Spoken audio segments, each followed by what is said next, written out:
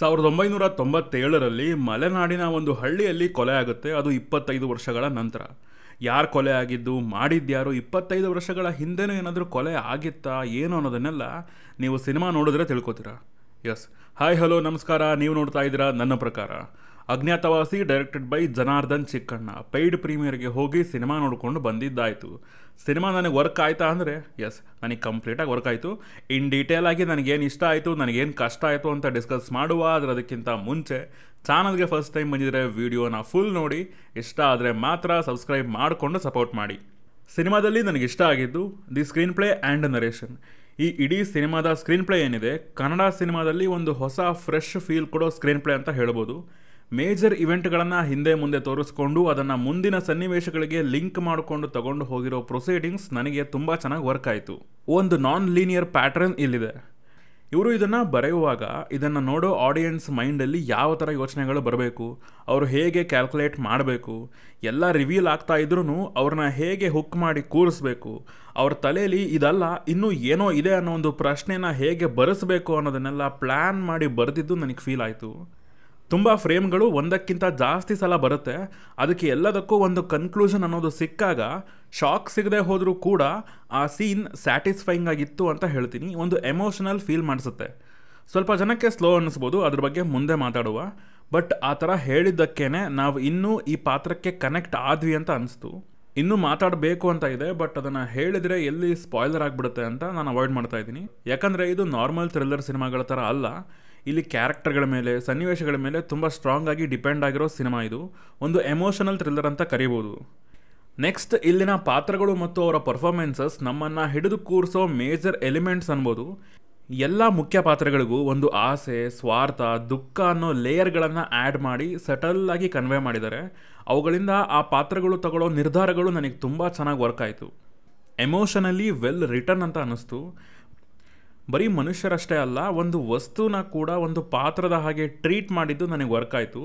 Then performance. ನಾನು trailer ರಿವ್ಯೂವಲ್ಲೇ ಹೇಳಿದ್ದೆ, ಆ್ಯಕ್ಟಿಂಗ್ ಅನ್ನೋ ವಿಚಾರದಲ್ಲಿ ಈ ಸಿನಿಮಾದಲ್ಲಿ ಇರೋರೆಲ್ಲ ಟಾಪ್ ರ್ಯಾಂಕ್ ಹೋಲ್ಡರ್ಗಳೇ ಅಂತ. ಆ್ಯಂಡ್ ಎಸ್, ಅದು ಫೀಲ್ ಆಗುತ್ತೆ ಇಲ್ಲಿ. ನನ್ನ ಫೇವ್ರೇಟ್ ಆ್ಯಕ್ಟರ್ ರಂಗಾಯಣರಘು ಅವರು ಈ ಸಲನೂ ಒಂದು ಇಂಟೆನ್ಸ್ ಪರ್ಫಾರ್ಮೆನ್ಸ್ನ ಕೊಟ್ಟಿದ್ದಾರೆ. ಪಾವನ್ ಅವರ ಪಾತ್ರಕ್ಕೆ ಒಂದಷ್ಟು ಎಮೋಷನ್ಸ್ ಇವೆ, ಅದರಲ್ಲಿ ಅವರು ಎಕ್ಸಲೆಂಟ್ ಆಗಿ ಪರ್ಫಾರ್ಮ್ ಮಾಡಿದ್ದಾರೆ. ಅವರ ವಾಯ್ಸ್ ನನಗೆ ತುಂಬ ಹಿಡಿಸ್ತು. ಇನ್ನು ಸಿದ್ದು ಅವರು ಕೂಡ ಅಷ್ಟೇ, ಒಬ್ಬ ಚಂಚಲ ಮನಸ್ಸಿನ ಯುವಕ ಅನ್ನೋದನ್ನು ತುಂಬ ನೀಟಾಗಿ ಎಕ್ಸ್ಪ್ರೆಸ್ ಮಾಡಿದ್ದಾರೆ. ದೆನ್ ಶರತ್ ಲೋಹಿತಾಶ್ವ ಅವರು ಕೂಡ ಚೆನ್ನಾಗಿ ಆ್ಯಕ್ಟ್ ಮಾಡಿದ್ದಾರೆ. ರವಿಶಂಕರ್ ಗೌಡ ಅವರ ಪರ್ಫಾರ್ಮೆನ್ಸ್ ಏನಿದೆ ಸೆಕೆಂಡ್ ಹಾಫಲ್ಲಿ ಇನ್ನೂ ಜಾಸ್ತಿ ಶೈನ್ ಆಗುತ್ತೆ. ಇನ್ನು ಮಿಕ್ದವ್ರು ಕೂಡ ಈ ಕತೆಗೆ ಬೇಕಿದ್ದ ಪರ್ಫಾರ್ಮೆನ್ಸ್ನ ಡೆಲಿವರ್ ಮಾಡಿದ್ದಾರೆ. ನೆಕ್ಸ್ಟ್, ಇದರ ಪ್ರೆಸೆಂಟೇಷನ್. ಈ ಸಿನಿಮಾವನ್ನು ಒಂದು ರೆಗ್ಯುಲರ್ ಥ್ರಿಲ್ಲರ್ ಥರ ಪ್ರೆಸೆಂಟ್ ಮಾಡದೇ ಇರೋದು ಇದರ ಬಿಗ್ಗೆಸ್ಟ್ ಸ್ಟ್ರೆಂತ್. ಆ ಒಂದು ಲೊಕೇಶನಲ್ಲಿ ಕತೆನ ಸೆಟ್ ಮಾಡಿರೋದು ಸಿನಿಮಾಗೆ ಎಕ್ಸ್ಟ್ರಾ ಪುಷ್ ನೀಡಿದೆ. ಸಿನಿಮ್ಯಾಟೋಗ್ರಫಿಲಿ ಟ್ರೈ ಮಾಡಿರೋ ಎಕ್ಸ್ಪೆರಿಮೆಂಟ್ಸ್ ಚೆನ್ನಾಗಿವೆ. ಆ ಡ್ರೀಮಿ ಎಫೆಕ್ಟ್ ಏನಿದೆ ಅದು ಆ ಸನ್ನಿವೇಶದ ಮೂಡ್ನ ಸೆಟ್ ಮಾಡೋದ್ರಲ್ಲಿ ತುಂಬ ಹೆಲ್ಪ್ ಮಾಡಿದೆ. ಆ್ಯಕ್ಚುಲಿ ಇದನ್ನ ಇನ್ನೂ ಅರ್ಥ ಮಾಡ್ಕೊಳ್ಳೋದಕ್ಕೆ ಇನ್ನೊಂದು ಸಲ ನೋಡಬೇಕು ಅಂತ ಅನಿಸುತ್ತೆ. ಆ ಎಫೆಕ್ಟ್ ಒಂದು ಕಡೆ ಜಾಸ್ತಿ ಇರುತ್ತೆ, ಇನ್ನೊಂದು ಕಡೆ ಕಮ್ಮಿ ಇರುತ್ತೆ. ಅದ್ವೈತ್ ಅವರು ಇಂಟರ್ವ್ಯೂಗಳಲ್ಲಿ ಹೇಳಿದರು ಅದಕ್ಕೊಂದು ರೀಸನ್ ಇದೆ ಅಂತ. ಇನ್ನೊಂದು ಸಲ ನೋಡುವಾಗ ಅದು ಅರ್ಥ ಆಗ್ಬೋದು, ಅದ್ರ ಕಡೆ ಗಮನ ಕೊಡ್ತೀನಿ. ಬಟ್ ಈ ಸ್ಟೈಲ್ ಒಂದು ನಿಗೂಢವಾದ ವಾತಾವರಣ ಅನ್ನೋ ಒಂದು ಫೀಲ್ನ ಕೊಡೋದಂತೂ ಪಕ್ಕ. ಎಡಿಟಿಂಗ್ ತುಂಬ ಕಡೆ ನನ್ನ ಅಟೆನ್ಷನ್ನ ತಗೊಳ್ತು. ಮ್ಯಾಚ್ ಕಟ್ಸ್ ತುಂಬ ಇವೆ ಸಿನಿಮಾದಲ್ಲಿ. ಅವು ಎಷ್ಟು ಎಫೆಕ್ಟಿವ್ ಆಗಿ ವರ್ಕ್ ಆಗಿವೆ ಅಂತಂದರೆ 1 ನಿಮಿಷದ ಸೀಕ್ವೆನ್ಸ್ನ ಜಸ್ಟ್ ಒಂದು ಕಟ್ಟಲ್ಲಿ ಕನ್ವೆ ಮಾಡಿದ್ದಾರೆ. ಇನ್ನೂ ಆ ಇಮೇಲ್ಗಳನ್ನು ಪ್ರೆಸೆಂಟ್ ಮಾಡಿದ ರೀತಿ ಚೆನ್ನಾಗಿತ್ತು. ಚರಣ್ ರಾಜ್ ಅವರ ಮ್ಯೂಸಿಕ್ ಏನಿದೆ ಸಿನಿಮಾ ಕೊಡೋ ಎಕ್ಸ್ಪೀರಿಯನ್ಸ್ನ ಎನ್ಹ್ಯಾನ್ಸ್ ಮಾಡಿದೆ. ಸಾಂಗ್ಸ್ಗಳು ಪರವಾಗಿಲ್ಲ, ಕೇಳೋಕೆ ಚೆನ್ನಾಗಿತ್ತು ಅಂತ ಅನ್ನಿಸ್ತು. ಬ್ಯಾಕ್ಗ್ರೌಂಡ್ ಮ್ಯೂಸಿಕ್ ಈ ಕತೆಗೆ ಪ್ರಾಪರ್ ಆಗಿ ಸಿಂಕ್ ಆಗಿದೆ.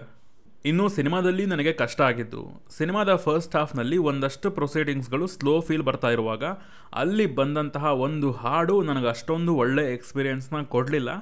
ಯಾಕೆ ಅನ್ನೋ ಒಂದು ಫೀಲ್ ಬಂತು. ಸ್ವಲ್ಪ ಸ್ಟ್ರೆಚ್ ಮಾಡಿದ ಫೀಲ್ ಕೂಡ ಬಂತು. ಅದಿಲ್ಲದೆ ಇದ್ರೂ ಕನ್ವೆ ಆಗಬೇಕಾಗಿರೋದು ಪ್ರಾಪರಾಗಿ ಆಗ್ತಾ ಇತ್ತು. ನಾನು ಸ್ಲೋ ಪೇಸ್ ಸಿನಿಮಾಗಳನ್ನು ನೋಡ್ತೀನಿ, ಇದು ಆ ಲೆವೆಲ್ ಸ್ಲೋ ಏನಿಲ್ಲ. ಬಟ್ ಸ್ವಲ್ಪ ಜನಕ್ಕೆ ಫಸ್ಟ್ ಹಾಫ್ ಸ್ವಲ್ಪ ಸ್ಟ್ರೆಚ್ ಮಾಡಿದ ಫೀಲ್ ಬರ್ಬೋದು. ಆ್ಯಂಡ್ ಇದರ ಟೈಟಲ್ ಏನಿದೆ ಅದು ಕತೆಯ ಒಂದು ಭಾಗಕ್ಕೆ ಸೂಟ್ ಆಗಿದೆ ಅಂತ ಅನ್ನಿಸ್ತು. ಓವರಾಲ್ ಸಿನಿಮಾನ ಇದು ಜಸ್ಟಿಫೈ ಮಾಡಲಿಲ್ಲ ಅನ್ನೋ ಒಂದು ಫೀಲ್ ಬಂತು ಸಿನಿಮಾ ಮುಗಿದ ಮೇಲೆ ನನಗೆ. ಓವರಾಲ್ ಆಗಿ ನನ್ನ ಪ್ರಕಾರ ಸಿನಿಮಾ ನನಗೆ ತುಂಬ ಚೆನ್ನಾಗಿ ವರ್ಕ್ ಆಯಿತು.